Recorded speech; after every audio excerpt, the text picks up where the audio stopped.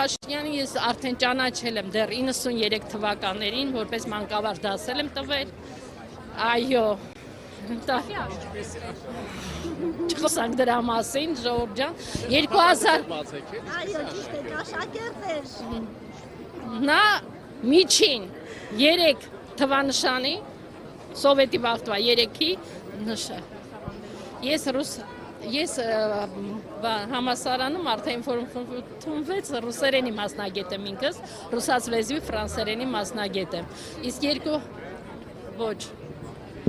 երկու բառ չէր կարողանում, իսկ հայերենը չէր կարողանում կազմել ինքը,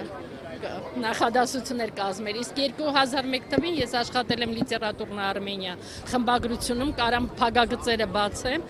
Այդ ժամանակ ես խմբագրի տեղակալն էի եւ մեզ խնդրեցին մի հոդված գրել,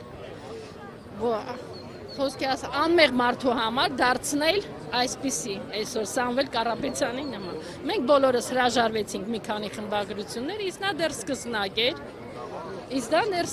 սկսնակ էր այդ ժամանակ։ Շատ սիրուն գտան իրան եւ բան չունեմ ասելու, հիմա թող ինձ տանեն ստեղից են, բայց մարդը $800 վերցրեց, առաջարկեցին իրան, այդ օրվանից հետո ես իրան որպես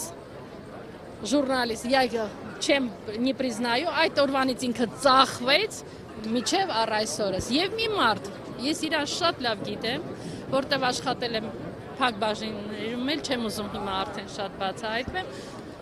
բայց որ ճանաչում եմ Փաշինյանին, շատ վատ։ Ես իր մայրիկին եմ ճանաչել, մենք իրան շատ լավ ճանաչել ենք։ Դեռ որ Լևոն Պետրոսյանի ժամանակ ես որպես կարեկտոր էի աշխատում, այդ փակ բաժնում, այդտեղից ես դեռ ոչ, այդ դրա հետ ես աշխատանք չեք ունենալու։ Դա միայն թույլ մարդը կարող է խոսել դրա մասին, դա մենակ վախեցողը թույլ է անգրագետ։ Մի մարդ, որը չի կարողանում ներկայացնի երկիրը, մի մարդ, որ չի կարողանում ռուսերեն էլի ասեմ, ներկայացնի մեր երկիրը, եւ գենոցիդը, որ այսօրվա դրությամբ ես դրան երբեք չեմ ների, այդ բանը, որ քանդում է։ Եկեղեցիները միանշանակ եւ ծիծեռնակաբերդի, չգիտես ինչի համալիրը 100 տարի մենք ոչ մի կարիք չունենք, հանգարցակի այդ կարիքը ունեցանք։